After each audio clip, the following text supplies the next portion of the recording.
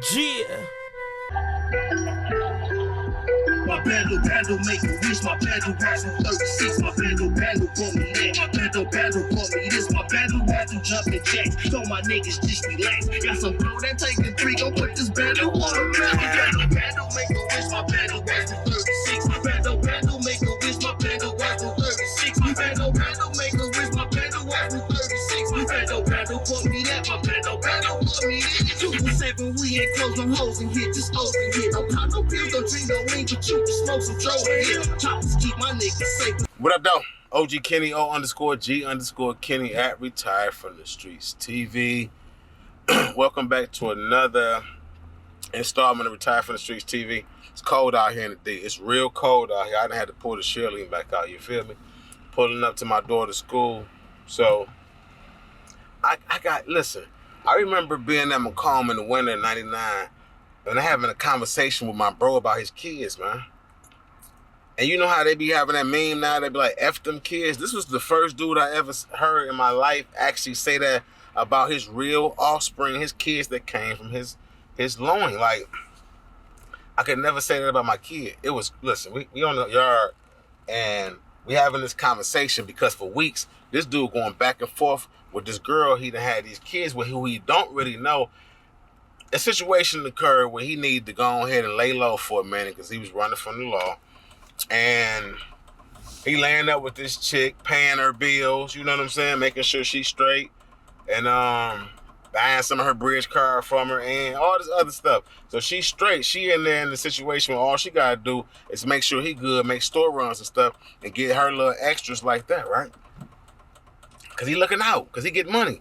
All he like is, look, I just need to lay low for a minute and be able to do my thing out of here, make some money out your spot. You know how that go. So if y'all from the hood, you've been in the streets, you've been around people long enough, you know how that goes. So that was one of them situations. Boom. So one thing leads to another. They smoking, they hanging, they drinking, and not really hanging out because he laying low at her spot all the time, majority of the time. When he go out, he hoodied up and whatnot, and had shaved all his facial hair off and all that good stuff, you know, cut his locks.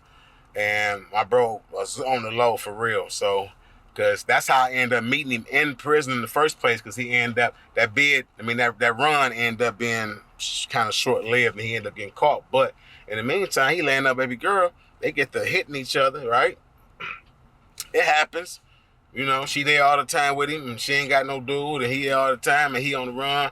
We getting blow, we getting money. Listen, crack that thing off, you heard me? Been at to grab them ankles, you heard me? So, for real. Look, I had to get back to the location because the kids was coming out of school. And I had to finish this story. So, and they bomb rushed the car, so I had to hurry up and stop it short. So listen, right? They get to going at it on a consistent basis, you understand? And I think, bro, you know, he caught a little more feelings than he gonna let us know, of course, right? Because of course we getting this. Let me cut some of this heat on, though. I'm trying to keep the heat down because of the noise, but it's cold. So anyway, this dude get to acting like, you know, he really ain't catch these. You know how dudes is, man. Like, no, man, that was just a hit thing. They freaking off though. They getting high. They popping pills. You understand what I'm saying? They got a little freaky the little white chick down the street coming down. They busting her down together. She bringing over somebody else. They switching, swapping. You feel what I'm saying? Switching girls and whatnot and getting high. And so in the midst of all that, she get knocked up. Now, when I say short-lived as far as a run, I done seen dudes on the run for years, 6, 7 years. I don't know what's the statistics on short run, but bro wasn't down in them more than, I say maybe a little under 2 years. But in them first so many months, him and Girlie started doing their thizzle. She get knocked up, had to have a little boy, and I think the baby was a little premature, so it was underweight and whatnot. So initially he was gonna slide back out once the baby was born, you know, make sure everything was good and come back up to Detroit from where he was at and get, you know, take care of some family stuff, and kind of things had died down a little bit, so he thought. So he like, let me go ahead and slide back up and take care of some affairs, touch in with some family, blah, blah, blah. But the little boy was born. underweight, had some body temperature issues and some more stuff. You know what I mean? Had real bad acid reflux. I remember all these stories because he was telling me this stuff. He told me these stories a million times. And so he stayed down there for health reasons for the kid and for the girl. She was postpartum depressed and a whole bunch of other stuff. So, boom. I'm talking about the little man couldn't have been no more than 3-4 months. He knocked up again. So now they about to have 2 kids. That's babies. And he's still down there doing his thing. He ain't got a little familiar. He ain't got a new nickname. Don't nobody really know that where he from. And he always talked a little more, had a little draw, a little more what you call southern, or what some people call country, than we did. You know what I mean? Even as like, looking back and whatnot. Like as far as on the yard, because a lot of dudes that ain't from Michigan, who come around us on the yard, say we got a draw. But he had a draw that if he goes somewhere southern, he could blend in. Now, you got to think, 2 kids on the way. He down in trap. He didn't get comfortable. He want to shoot back to Detroit. He do so. How about when he come back, he get to talking to one of his cousins and boom, boom, boom, boom, boom, about where he at and where he gonna be at. The dude chick, his cousin chick, ear hustling, and then he write down stuff like, look, this where I'm gonna be at, bro. This where I'm gonna be at. This the number. This my whoop whoop. This that, right? So he leaving the information. He out. The girl, his cousin's girl, end up calling in for the reward money for my bro. And let me explain something. It was a number like $2,000, $2,500, some light pocket change, some money that bro would have, like, I don't know if he'd have gave it to her. I can't say that. I can't say that. But he could have afforded to give it, the money, because he down there pulling in $1,000 or so a day easy. And from Detroit, like that's easy money if you're a consistent hustler, you moving around. You can make $1,000 a day in the street, easy, right? So he down there, and that's comfortable money for him because he got everything down that he need. His man's running a little after hour thing, or they selling beer and liquor after 2:00, and a bunch of other stuff going on. He got his hands in, so he pulling in money. He getting liquor for cheap. He got all the cigarettes and weed he can smoke, all the little mixed breed and white girls he can have fun with. He doing his thing.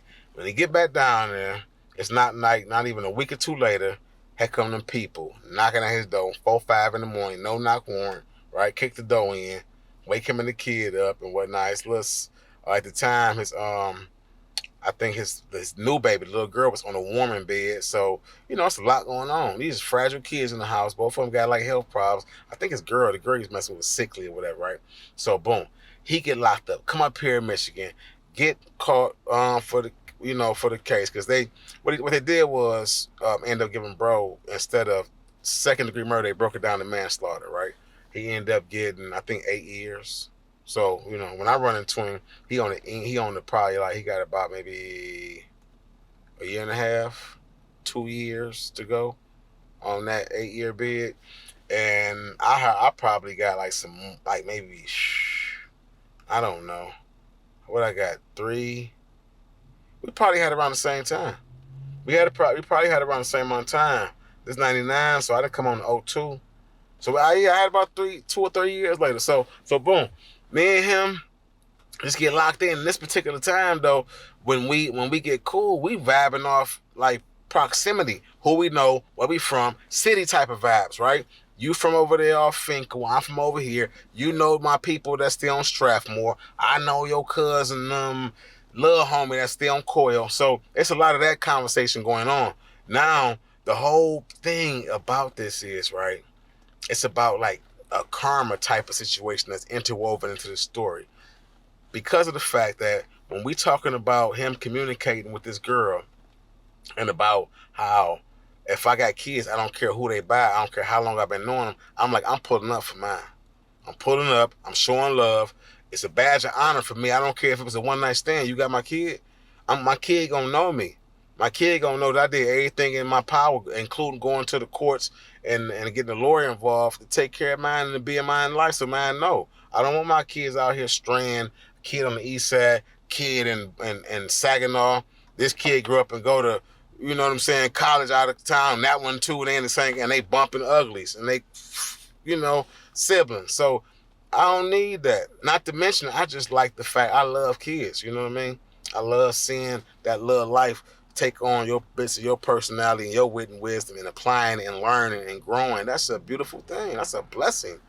So I say all that to say, when we having these debates back and forth, he talking about how girl acting, and then he like, man, I'm not going back down there, bro. I'm going back down there for. She's way down there and blah, blah, blah. F them kids. I said, yo, kid, F them kids, bro. You feel me? He like, you got to think, I went down there, I don't even know them kids. They don't know me. I've been gone. He said, them kids about to be 10 and blah, blah, blah, all this little stuff. He throwing out there. I'm like, because he really ain't been in contact with the girl at the end of the whole bid. She kind of, she left the little money he had put up when he got arrested. She kept that. People owed him money. Her peoples went and got that money, collected his money for him. She wasn't sending bro none of his money. She was acting real flaky, so I understand being sour at her. But these your kids, bro. This dude really just, totally dismissed them kids. And as far as I know, he still ain't never reached out to her or them kids since he came home. Check this out, though. What did happen is, and this I know for a fact, about a year or so ago, he knocked the broad up, random broad, because he fuck with the clubs, the bike scene, the social scene, all that, right? Bro, know how I feel about this. It ain't like a slight towards him, and I never throw his personal out there, his name and all that, but my thing is, you get a random broad knocked up, she get pregnant with twins. She got a twin trait in her family. Her mama was a twin, you feel me? Her father's grandparents was twins, some stuff like that. I might be throwing it off, like not having the accuracies, but on her family side is twins on both sides. So I guess that's genetics for her. She get knocked up with these twins, right? Similar situation. Not similar, but she run off with some of his money. Then put him on child support. She way in Indiana. And I tell bro, I said, nah, when we talking about this, and he telling me yeah, I got some twins, man, they in Indiana. I'm paying mama such money every month for these kids. What do, right? I'm like, when the last time? He like, man, she on some garbage. I had to go to the course. I got to do this, do that. So it reminded me of what we talked about. I was like, man, I said, it's crazy, bro. That's your karma. He said, man, the F you mean? What you mean? How's my karma?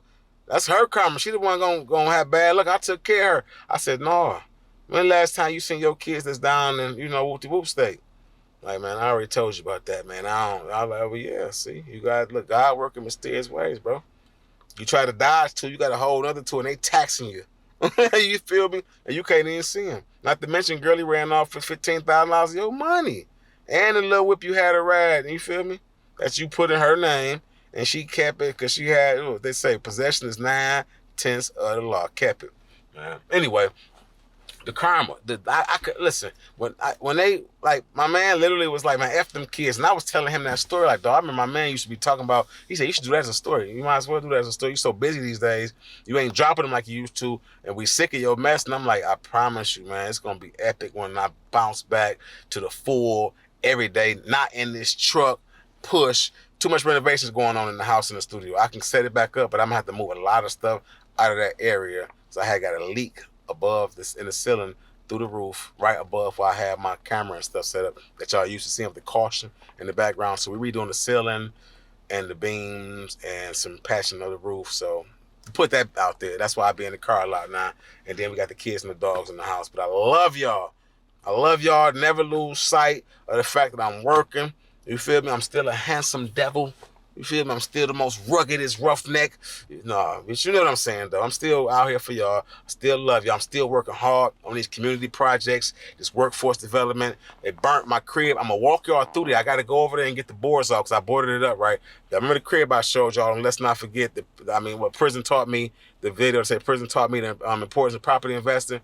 I want y'all to check that video and look at the house before, and I'm going to show y'all after because I might be trying to get some people to invest in me in this project to get it back up to par so I could, push it and see what we can do with it as far as making it a headquarters for Retired from the Streets and for programming for kids and people that need to really get out the streets and get out of that stressful mentality and we provide the resources and the workforce development through some partnerships that I've developed over the last few years with community leaders, organizers, and politicians. You understand what I'm saying? So I'm doing this. I'm working real hard behind the scenes. This part easy. This part good. I could do this all day. But I'd rather bring some meat to the gravy when I come mess with y'all. And to back it up and not just be talking. You understand me? So I love y'all. OG Kenny, O_G_Kenny, advertise for the streets TV. Please hit that subscribe button, hit the notification bell, hit the like button, share the content, and comment whatever you would like. And I'm going to see y'all next time. Keep the change. Keep the nervous. You understand what I'm saying? This is God's promise. And I love y'all. I'm out.